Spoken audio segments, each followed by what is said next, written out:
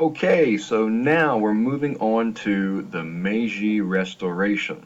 This is a very significant part of Japan's history. Keep this question in mind. How did Japan's development after 1800 compare with China's? Because obviously there are some significant differences, and I think that this will help you see some of those differences. Some context, we want to look at Mutsuhito's Japan. Mutsuhito becomes the Meiji Emperor, and so we're going to look at his life as a lens into the transformations that Japan underwent. And then we'll look at some other things, the Charter Oath, the Iwakura Mission, the Constitution that the Meiji Japan created, the First Sino-Japanese War we've already looked at, but we'll come back to it. And then we'll end with the Russo-Japanese War right at the turn of the century. Mutsuhito is an important figure. He becomes the Meiji Emperor, but his life is a really interesting examination of this change that Japan goes through. So he was born in Tokugawa, Japan in 1852. This is right around the same time frame that Commodore Matthew Perry comes to Japan. And I think that's significant. But this Tokugawa era Japan was militarily weak. It was primarily agricultural, technologically underdeveloped, and the daimyo held most of the control throughout the regions of Japan. You might recall that the daimyo were the Japanese nobility. They owned regions of taxable rice lands, and you can see on this map the different colors represent different daimyo.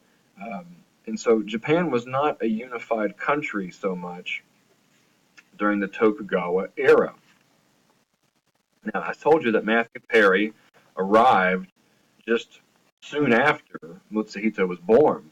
And you can see this early drawing of Matthew Perry is somewhat accurate, but other drawings of Matthew Perry are not nearly so flattering because the Japanese begin to grow tired of all these outsiders being in their country.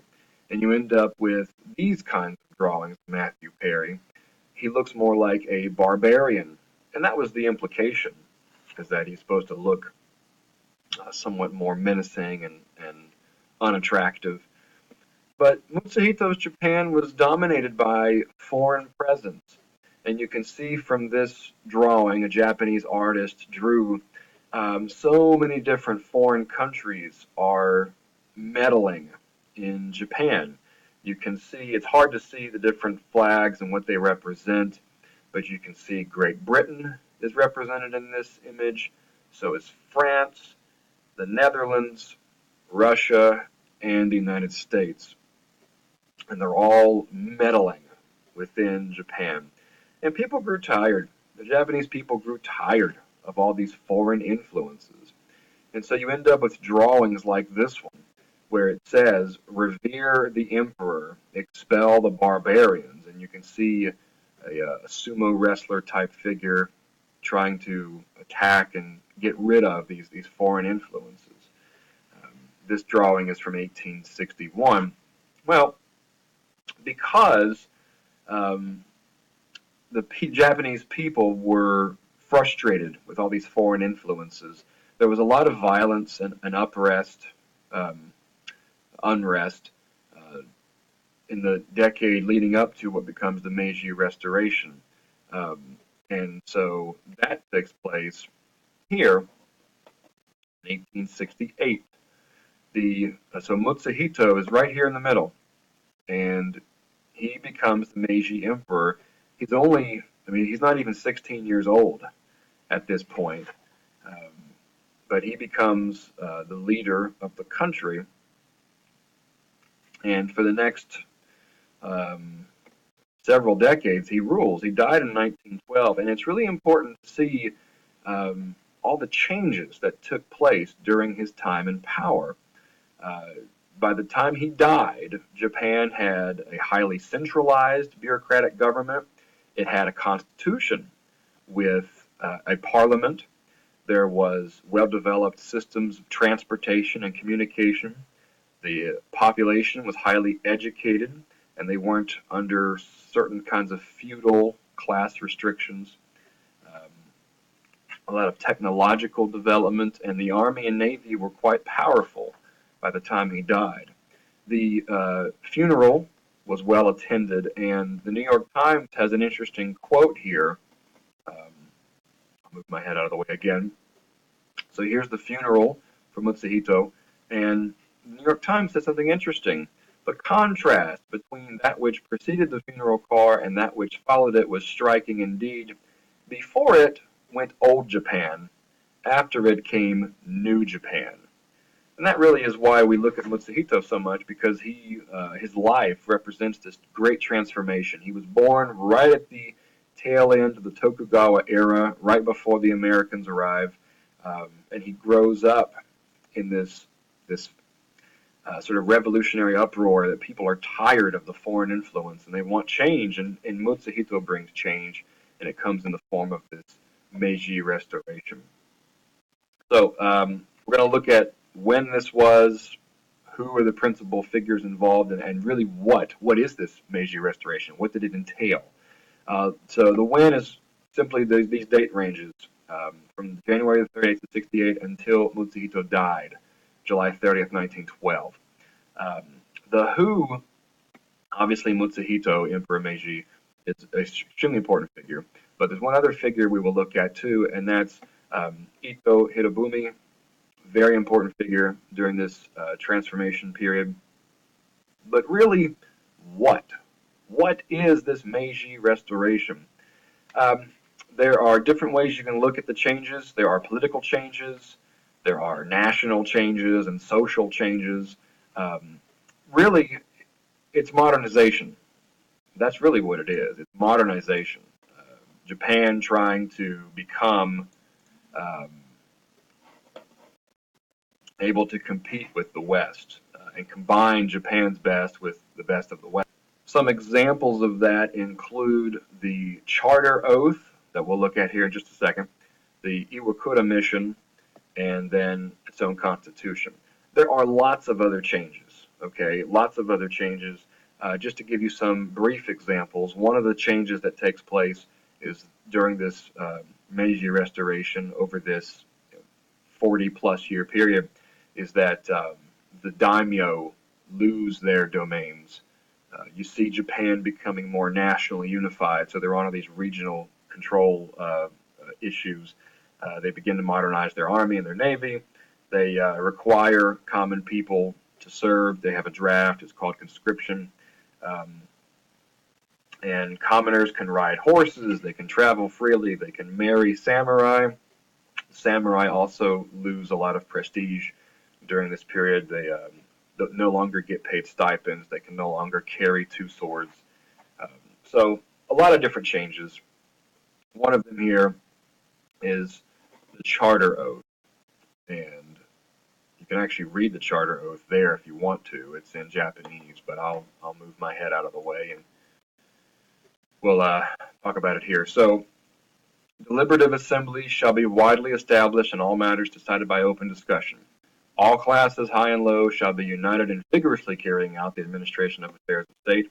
The common people, no less than the civil and military officials, shall all be allowed to pursue their own calling, so that there may be no discontent.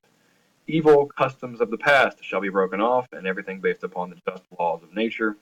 Knowledge shall be sought throughout the world, so as to strengthen the foundation of imperial rule. That last one is so important because it's directly talking about the Iwakura Mission. And I have a picture here of that. You can see, so this is an image of the different Japanese figures who traveled around the world, really, to spread, to try to learn about modernization from other places. They traveled to Great Britain, to Russia, to the United States, lots of different places. They wanted to see how other places were attempting to modernize. Excuse me, not Russia, but Great Britain and the United States. And you can actually see right here in the center is Iwakura. So he's named after this mission. the mission is named after him. And so that's an important part of the Meiji Restoration. We're going to come back to that in just a second. So looking at this letter that the emperor wrote to U.S. President Ulysses S. Grant in 1871, what does the emperor want? How do his desires relate to the 1868 Charter Oath? And how does this letter compare with the letters from U.S. President Millard Fillmore and Commodore Matthew Perry in the 1850s? And those are important questions to think about when you look at that source. Coming back to this picture, I mentioned Iwakura in the middle. To his right over here, to the right of him, is Ito Hirobumi. And he's an important figure too because he helped write the Meiji Constitution. He was not the only writer, but he was the principal drafter, so he gets a lot of the credit for that. He also became Japan's first prime minister, and so a very important figure in Japanese history. And if you look at the Meiji Constitution, you can see how he influenced it. Based on this document, what is the source of the emperor's authority? How does the Meiji Constitution refer to Japanese people, and is this significant? What rights do Japanese people have under this document? Now, we've already looked at the First Sino-Japanese War, but it's really important if you think about it now within the context of the Meiji Restoration. For China, this was a huge event because China lost. China had already lost to Great Britain in 1842 after the First Opium War, and they lost again in 1895. So China is no longer the Middle Kingdom. It's no longer the most powerful country in the world. It's not even the most powerful country in East Asia. That's from the Chinese point of view. From the Japanese point of view, the First Sino-Japanese War proves that modernization can work because Japan is no longer having to pay tribute to China. Japan defeats China on the battlefield decisively in 1895. It helps Japan gain control of Korea, which the Chinese did not want. And so this was a pretty important event in Japanese history. There's another event that takes place 10 years later that really solidifies Japan's place in the world. So Japan was able to defeat China, but 10 years later, Japan goes up against Russia. And that is what we look at next time, the Russo-Japanese War from 1904 to 1905. Very short war, and you can actually see in the middle there is U.S. President Teddy Roosevelt trying to mediate between the two powers. So, Russo-Japanese War next time. Make sure that you're reading the sources for that. I do want to point out one of the sources on the Russo-Japanese War is a secondary source from a scholar. It is a much longer source.